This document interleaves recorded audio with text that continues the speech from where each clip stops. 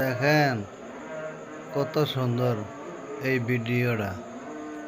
এই ভিডিওটা যে করছে চিন্তা করেন কত ধরনের লাইটার।